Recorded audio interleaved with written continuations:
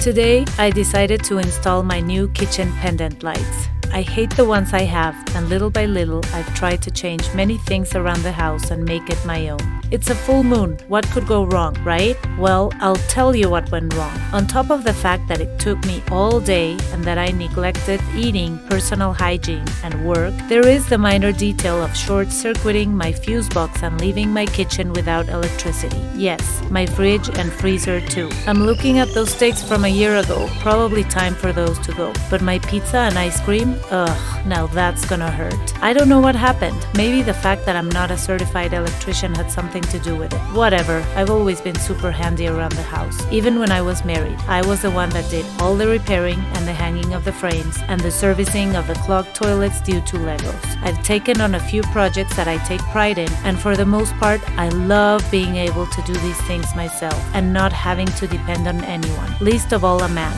I take out the trash, kill the spiders, and open stubborn jars of pickles. After a full day of work, I come home, power wash the garage, and do it all in time to pick my kids up, make a mean meal for them, and help them with their homework and after-school activities. And I go to bed, and most nights I don't even get a thank you. Forget about being greeted with a "How was your day, dear?" and a warm meal and glass of wine. I simply go to bed, feeling a burst of satisfaction for having handled it all, but also so very fucking tired, and so very fucking aware that no one is stroking my ego the way some people have it stroked by their partners. Now, I don't do the things I do for thank yous or I love yous. I do them because I want to and because I can, but it is fucking exhausting at times. Above all, it makes me miss having my womanhood protected and spoiled. It makes me realize that as much as I can do all these things myself, I still want to have someone to talk to at the end of the day and tell me that I look pretty and that I smell nice. Even when I look like a stinky plumber, crack showing and all, I miss it. Extreme feminism is not for me because I want to be dined and wined. What I do not want is to be put in the corner with baby and have someone kick me underneath the table because they're embarrassed by my endless talk about my children. Now, I will never allow that to happen again. I've earned a seat at the table with the big boys, and still, I want to have a seat reserved by someone that will take care of me for a change. I take pride in being self-sufficient, and I know that being an alpha woman does not threaten my femininity, and it should not threaten the masculinity of the new beta man or even the old alpha male. The fact that I can kill the damn spider does not mean I'm not scared of it. Appearing to be solid and untethered does not mean I don't get vulnerable and cry. And the fact that I can pay for my own damn dinner and drive myself to that damn new restaurant does not mean I don't want someone to do all those things for me from time to time. Especially since I don't get paid as much as men do for the same job.